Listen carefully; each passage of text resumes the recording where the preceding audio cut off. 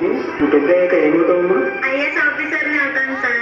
Michael, నువ్వేమవుతావు? నేను పెద్ద యాక్టర్ని అవుతా టీచర్. మరి నువ్వేమవుతావమ్మా? పెద్ద అయ్యాక పెద్ద డాక్టర్ని అయ్యి అందరినీ కాపాడుతాను సార్. మంచి డాక్టర్ని అనిపించుకుంటాను సార్.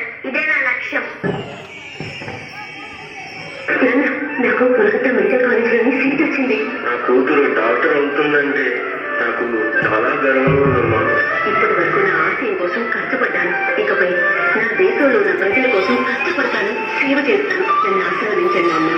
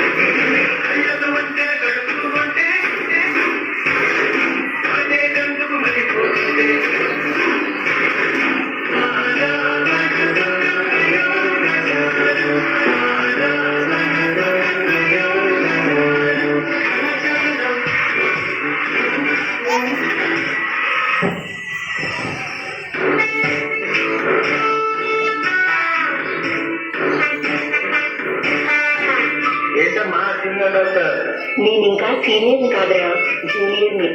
ఇంకెన్నాళ్ళే? Just 1 year doctor. సరే, నా డ్యూటీ అయిపోయింది, బయలుదేరానా? నాకు నైట్ షిఫ్ట్ ఉంది. ఇంకా రిలాక్సింగ్ డ్యూటీ కంటిన్యూ చేస్తాను. నువ్వు బయలుదేరు.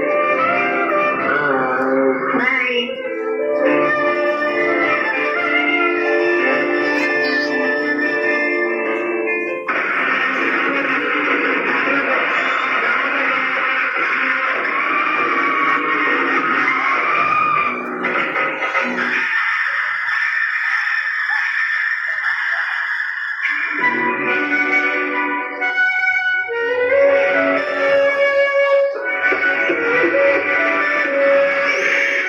అమ్మాయిది ఆత్మహత్య కాదు సార్. ఒంటి మీద దెబ్బలు, ఘాట్లు చూస్తుంటే ఏదో జరిగిందని అనుమానంగా ఉంది సార్. పోస్ట్ మార్టం చేయడానికి అనుమతించారు సార్. ఏదో జరిగింది సార్. వీళ్ళంతా ఏదో దాచేస్తారు సార్. దయచేసి పోస్ట్ మార్టం చేయండి సార్. నాకు నిజమేంటో తెలియాలి సార్.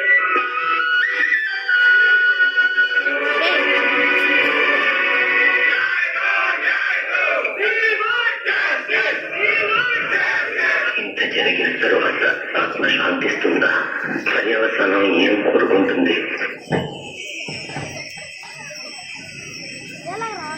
కాళికాదేవిని అడిగాడైన కలకత్తాలో కలియుగంలో కన్యని ఎంత పైశాచికంగా చంపడం పాపం. ప్రాణాన్ని కాపాడే డాక్టర్ ప్రాణాలకి అది రక్షణ లేదంటే ఏంటి దారుణం? ఆడపిల్లగా పుట్టడం కర్మ. పోస్ట్ మార్టం రిపోర్ట్ చూసారా? కంట్లో కలిసిపడితేనే కించలాడిపోద్దు ప్రాణం. అలాంటిది కళ్ళల్లో గాజు పెంకులు కనిపించారంటే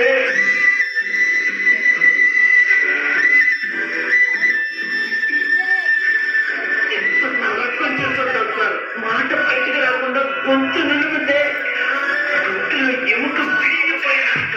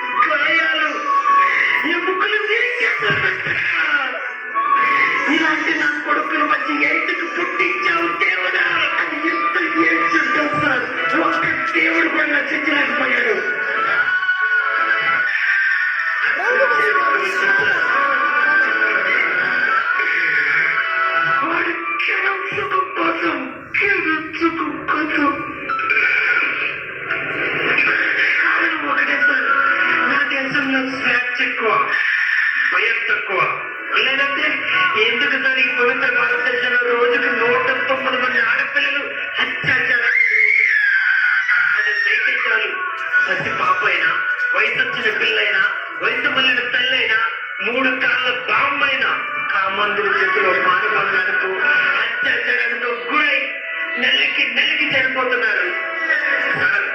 ఇక్కడ కావాల్సింది సంతాపం కాదు సార్, ఈ నికృష్ట చేష్టలకి సమాధి చేయాలి. వదలడం కాదు, పఠించాలి సార్. ఆడపిల్లను పుట్టించడోడు మగాడే. కూతుర్లా పెంచుకుంటాడు, భార్య ప్రేమిస్తాడు, అమ్మ ఊళ్ళో పెరుగుతాడు, అక్క చెల్లికి నేనే రక్ష అంటాడు. కానీ మన ఆడదాన్ని చూస్తే మాత్రం అనుభవించాలనుకుంటాడు. ఎందుకెంత మూర్ఖుడిగా మారిపోతాడు సార్. ఆడవాళ్ళు అందంగా రెడీ అవ్వకూడదు, నలుగురిలో నవ్వకూడదు, పై చదువు చదవకూడదు. తల్లిదండ్రులారా, ముందు మగ పిల్లల పెంపకాన్ని మార్చండి. మగాడు ఆడోళ్ళ పాలిట రక్షకుడు అవ్వాలి, రాక్షసుడు కాదని నేర్పించండి.